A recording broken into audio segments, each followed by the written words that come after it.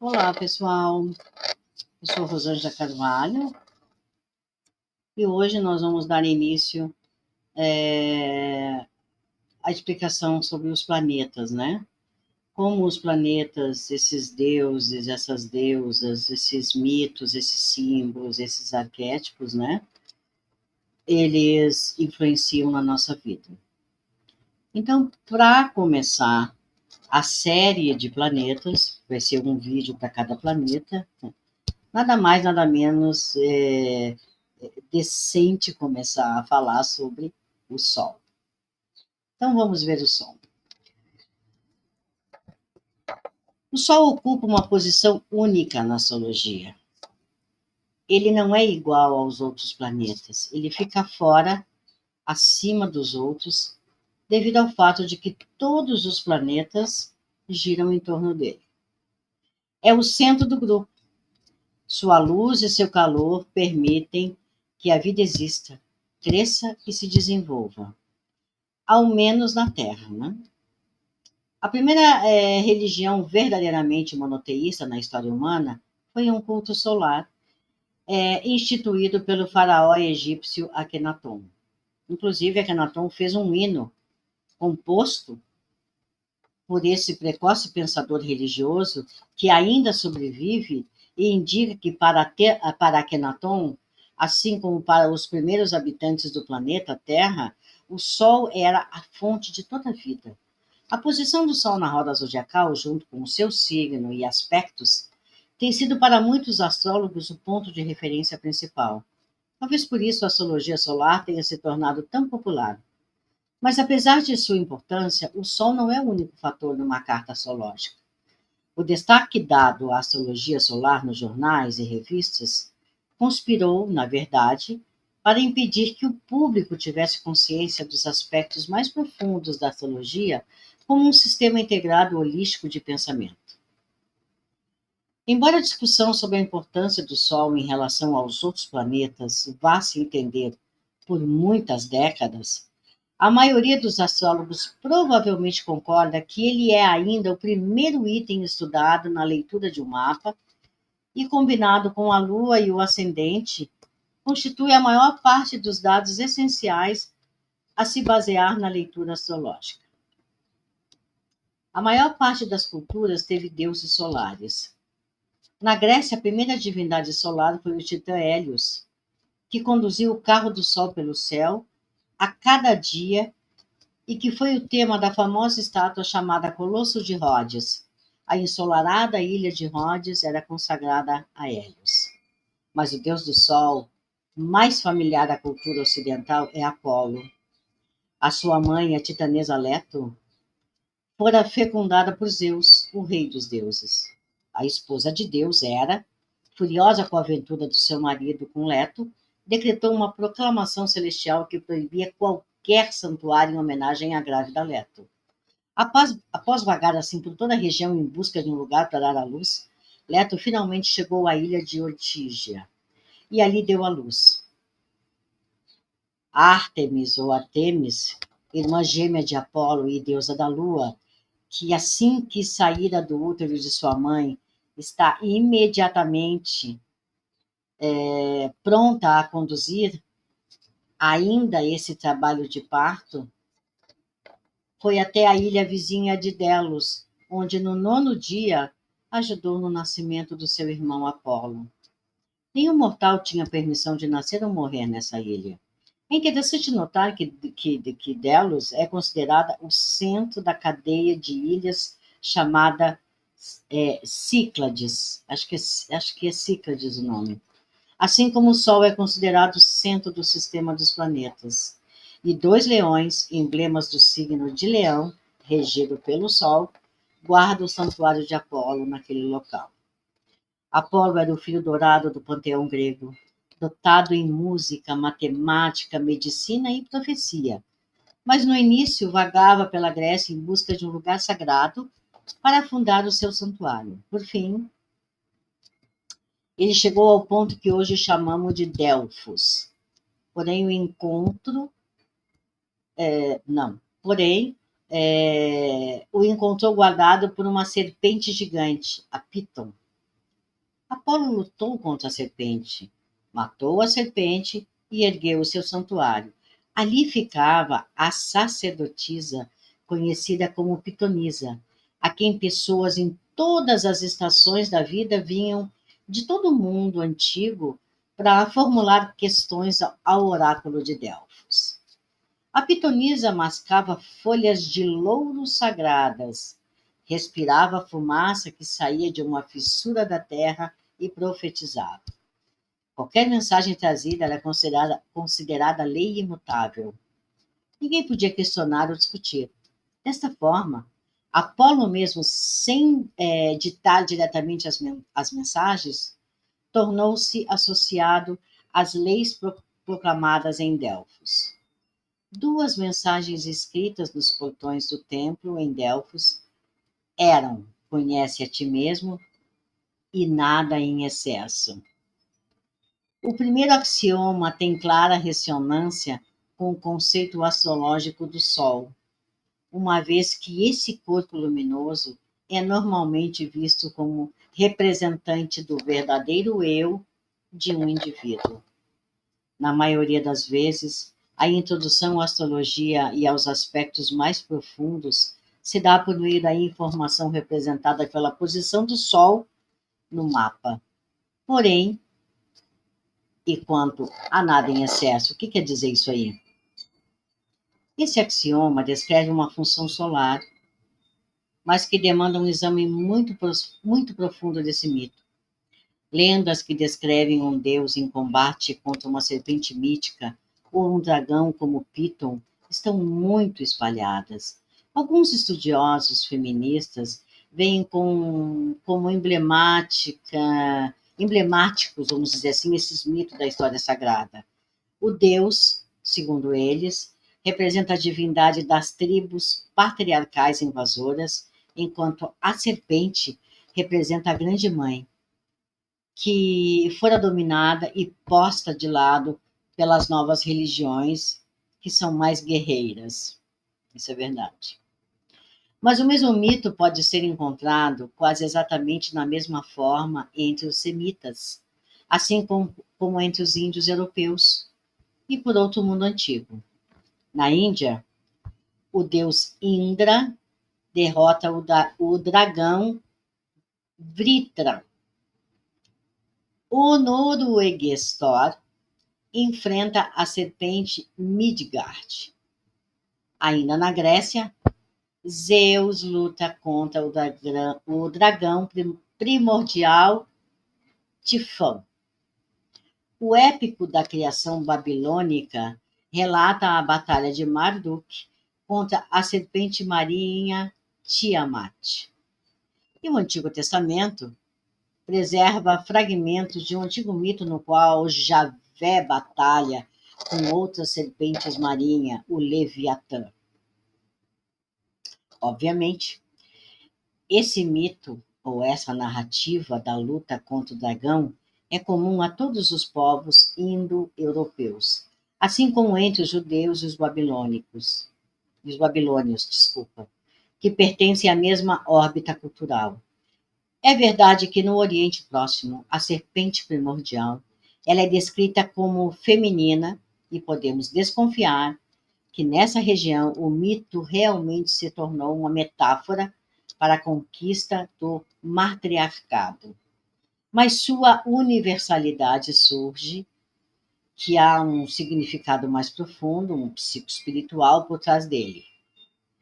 Heinrich Neumann, em seu conhecido livro original sobre a história da consciência, faz uma interpretação junguiana desses mitos sobre a morte do dragão. A serpente primordial ou dragão representa o inconsciente coletivo, como pode ser visto claramente pelo fato de ele viver sob o oceano ou, como na história de Apolo, embaixo da terra. É um símbolo universal do inconsciente. Assim como a serpente da alquimia, Ouroboros, o dragão possui o poder vital da própria vida. Mas esse poder ainda não tem direção nem propósito. Está sem um foco. O dragão pode ocasionalmente ser representado como feminino, porque a consciência feminina ela recebe essa impressão e percepção de modo intuitivo, psíquico, e não por meio de julgamentos conscientes. E aqui eu estou aqui falando em termos assim muito gerais, assim sem referência aos modos de percepção escolhidos por homens ou mulheres em particular. Então o Deus matador do dragão traz a ordem ao caos e leva o poder vital da mente coletiva para a luz do dia, dando-lhe foco e direção. O sol sempre, sempre simbolizou essa vontade dirigida ou senso de propósito. Um sol forte, numa carta astrológica, corresponde a um forte senso de propósito. Mas o sol, como doador de toda a vida, é também a vasta e incipiente força vital que reside por trás da consciência centrada. É por isso que todos os deuses do sol simbolizam um equilíbrio entre a força vital inconsciente e a vontade, ou finalidade que a dirige, né? Ao estudar os tributos das diversas divindades solares, podemos aprender como os antigos percebiam o equilíbrio espiritual. Apolo pode não ter sido um deus originalmente, né? Um deus só, assim, originalmente. Essa divindade, ele tem uma história longa e bastante conturbada, né? Mas tornou-se vital no período clássico, merecidamente considerando-se as artes e os dons que simbolizavam. Era o deus da ciência, da matemática e do manejo do arco, né? Que são funções da consciência centrada, mas era também o deus do oráculo e da profecia, que são funções daquela consciência mais profunda e mais mítica que reside por trás da consciência direcionada. Como deus da música e da medicina, Apolo mostra sua verdadeira natureza de reconciliador de opostos. O musicista traz a ordem ao caos sagrado do som puro, assim como o curandeiro traz ordem à própria força vital. Nada em excesso. Essa filosofia do equilíbrio, que encontra expressão nos portões do oráculo de Delfos, pode significar igualmente tudo em equilíbrio. Shamash, o deus sol babilônico, é frequentemente simbolizado erguendo-se entre duas montanhas. Essas montanhas simbolizam os limites do mundo, ou, como diríamos hoje, as polaridades da consciência. O sol reconcilia os opostos e representa o ponto central, o equilíbrio entre o yin e o yang da vida.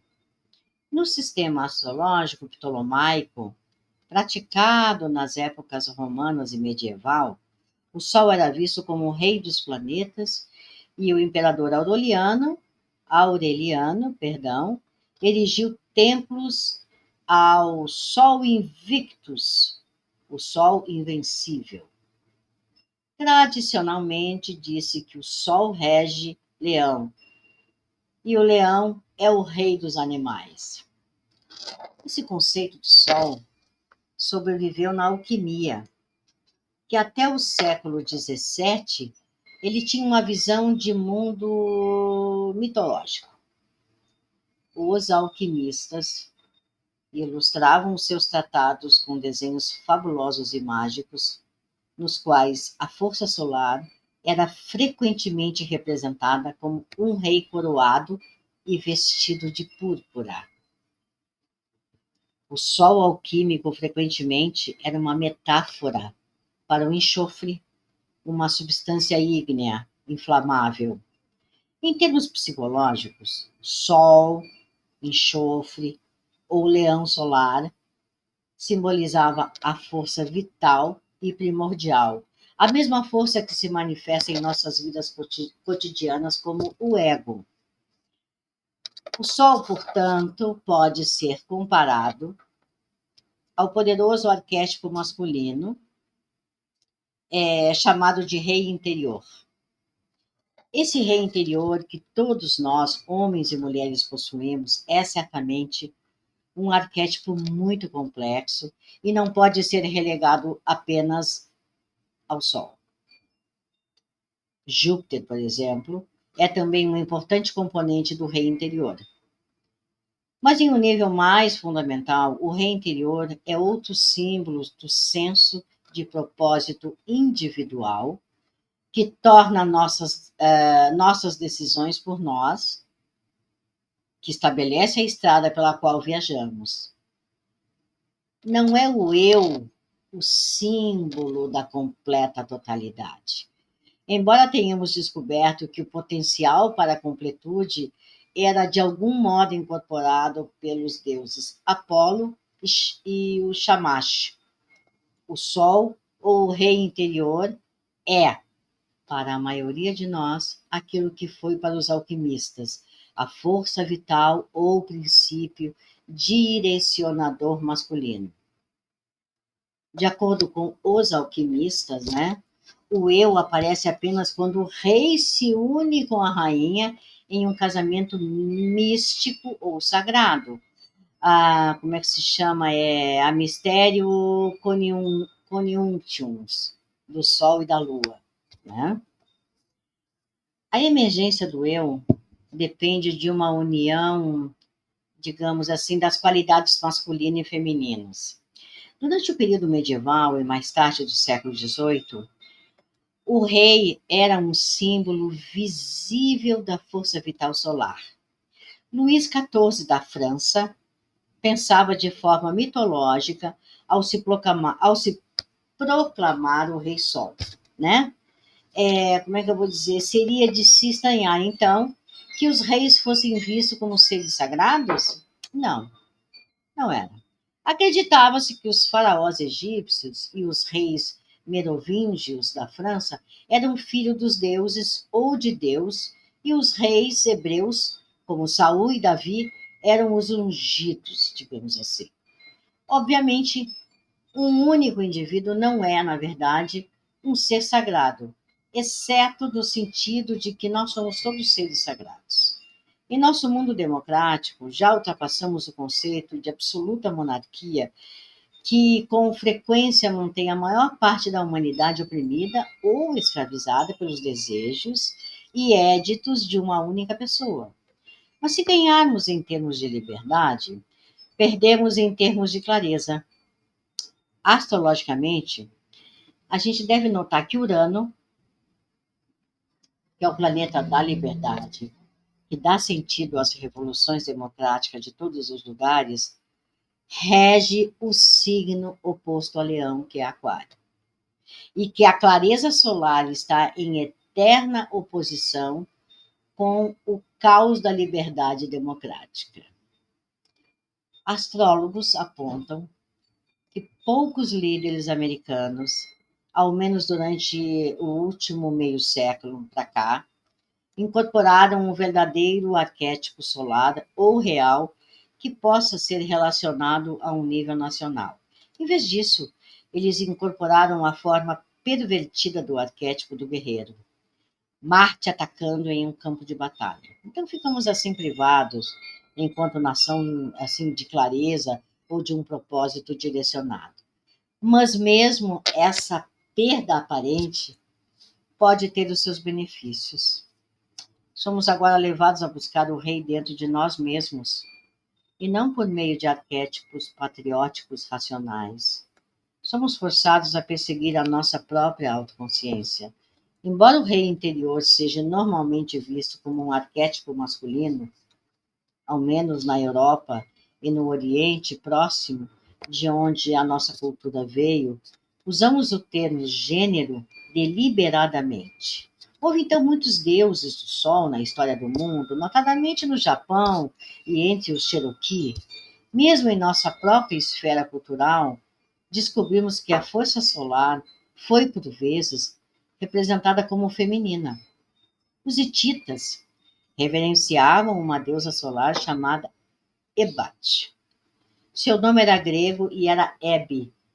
Hebe era a deusa da juventude. Hebe servia néctar e ambrosia aos deuses do Olimpo. Hércules, o herói solar arquetípico, cujos 12 trabalhos são reminiscências do signo do zodíaco, casou-se com Hebe. Hebe também pode ser relacionada linguisticamente à hebraica Eva. A primeira mulher pode ter sido originalmente uma deusa do sol. Pode. O nome de Eva provavelmente significa a mãe de todos os viventes. Os arquétipos, afinal de contas, são mutáveis e fluidos. Os babilônicos viam a lua como um deus e não uma deusa, como símbolo da vontade ou finalidade humana. O sol é também um herói mítico, é a jornada do herói, como demonstrou Joseph Campbell, nada mais do que a jornada da consciência humana em direção ao eu. Mencionado Hércules, para os gregos e romanos, esse personagem vigoroso e poderoso era o herói da quinta essência. Mas Hércules era tão caótico quanto corajoso. Ficava bêbado, entrava em briga, tinha ataque de raivas e de fanfarronice, perdão, e assim por diante. Ele era da pá virada. Da mesma forma da própria vida, ele é uma força da natureza, não constrangida por tradições sociais ou valores éticos. A selvagem arrogância de Hércules aponta para o lado mais desagradável do Sol, considerando-se um mito de. Vamos assim considerar o mito de Faetonte. Esse filho do Sol, ilegítimo, viajou para o extremo leste do horizonte para confrontar o pai dele, o deus Sol Hélios. Tinha apenas um pedido: queria dirigir o carro do Sol. Seu pai tentou, assim, dissuadi-lo, mas Faetonte insistiu. Relutante, ele permitiu que o rapaz subisse ao carro solar. Mas dirigir os cavalos do Sol estava além da habilidade do jovem Faetonte. O carro então disparou, assim, descontrolado pelo céu, queimando a terra ao se aproximar dela. Por fim, Júpiter, enraivecido, mandou um relâmpago fulminar o Faetonte. Ao menos na Europa e no Oriente Próximo, de onde vontade e determinação nos leva à arrogância, o que pode ter consequências destrutivas. Outros mitos nos contam o quão destrutivo pode ser essas consequências. Vamos ver assim uma história da Babilônia. Nergal, o deus do sol do meio-dia. Ele irrompe no mundo subterrâneo e subjuga a deusa que ali governa. Ele declara-se senhor dos mortos e diz que governará ao lado da deusa sombria. Nergal representa o sol escaldante do meio-dia, que seca e faz murchar a plantação, tudo. Representa também o planeta Marte. É outro símbolo da força solar negativa, que é a ira, a violência, a insolência e a raiva. Os astrólogos notaram que essa história liga Marte ao Sol e a Plutão. O Sol é exaltado em um signo regido por Marte, Áries. E Marte divide a regência de outro signo, que é Escorpião, com Plutão. Ainda, outro mito solar trata de Ícaro, o jovem filho do mestre artesão Dédalo. Pai e filho haviam sido aprisionados pelo rei Minos, de Creta, no labirinto que o próprio Dédalo havia construído. É a história do Minotauro, né? Para escapar, Dédalo preparou 2 pares de asas com cera amarrou em si e no rapaz que estava com ele, e preveniu Ícaro de que, se voasse muito perto do sol, as asas derreteriam. Bom, como um bom filho, né, sem dar atenção ao pai, Ícaro voou em direção ao sol, embriagado pelaquela experiência, né, por aquele voar. Como resultado, caiu no mar. Com mais autocontrole, o seu pai chegou em segurança na Sicília. Essa história, ela nos adverte das consequências do sol em demasia. Há ainda outro aspecto negativo do sol, que é quando a determinação solar não é forte o bastante. Tradicionalmente, o sol está em queda em Libra, que é o ponto de ocaso, simbólico na mandala astrológica. Em Libra, a vontade e a determinação do indivíduo são submersas pelo desejo de se comprometer ou harmonizar com os outros.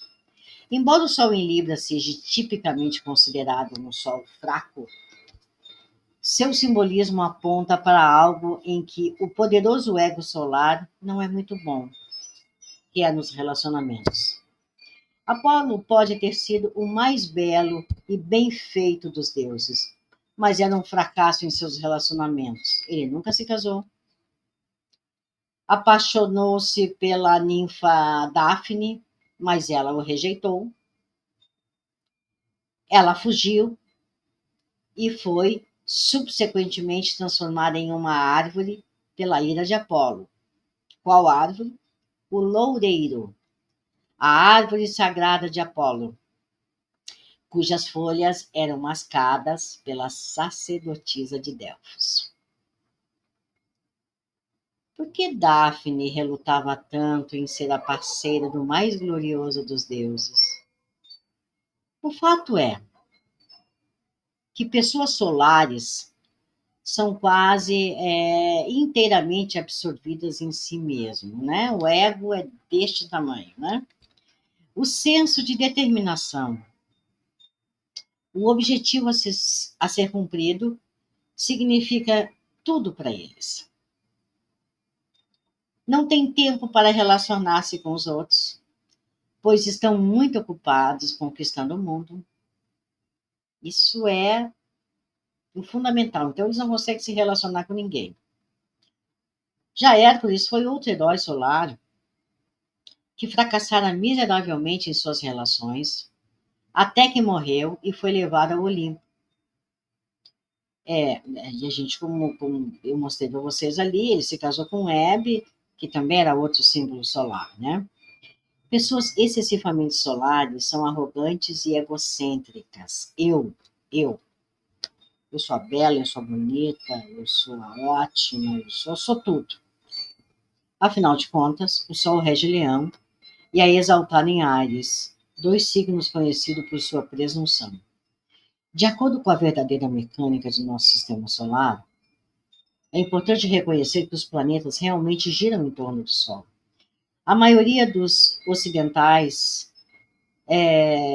pratica a forma, digamos assim, de astrologia conhecida como geocêntrica, centrada na Terra, na qual, para fins práticos, o Sol é visto como um corpo no espaço que orbita longe de nós, assim como a Lua e outros planetas. Mais recentemente, tem se dado maior atenção à astrologia heliocêntrica, na qual o Sol é posto no centro e o ponto Terra-Lua é colocado no mapa, vamos supor, a 180 graus do Sol.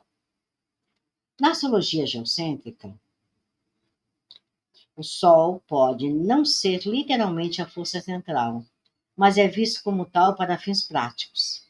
É muito importante notar o ocaso dos outros planetas conforme transmitem ou recebem energia do Sol. Uma cuidadosa observação para a análise da vontade individual. Por exemplo, muitas pessoas nascidas na década de 40, 50, com o Sol em Áries, possui o planeta Netuno, que ocupava a Libra durante aqueles anos, em exata oposição a seus sóis e em conjunção com as suas posições de terra. Embora normalmente pensemos no Sol de Áries como a expressão primordial do fogo, inteiramente desimpedido, a gente devemos também pensar nas profundezas aquosas e turbulentas de Netuno, afetando continuamente esse indivíduo. Claro que sempre haverá uma profunda necessidade de expressar esse fogo primordial, mas as forças inconscientes simbolizadas por Netuno devem primeiro ser manejadas antes que o indivíduo possa perceber o seu destino solar. O sistema de aspectos ou ligações geométricas de um planeta a outro, né, aquelas linhas, né, que a gente tem ali a mandala, tem o centro e aquelas linhas, né, constitui uma grande parte do campo de trabalho astrológico. Os planetas que se ligam diretamente ao Sol terão um profundo impacto na capacidade do indivíduo de atingir o seu objetivo consciente na vida. E assim como a vitalidade e a força vital simbolizam a boa saúde, não devemos esquecer que Apolo é também o deus da cura. A harmonia entre o mundo exterior e a determinação solar de uma pessoa talvez seja a melhor garantia disponível de boa sorte. Reveja o seu mapa, reveja o vídeo de novo, faça suas comparações, veja aonde pega aí no seu mapa essas conversas, como é que fica internamente. Você vai ter assim inputs muito interessantes com relação ao seu mapa. Um forte abraço e até o próximo vídeo.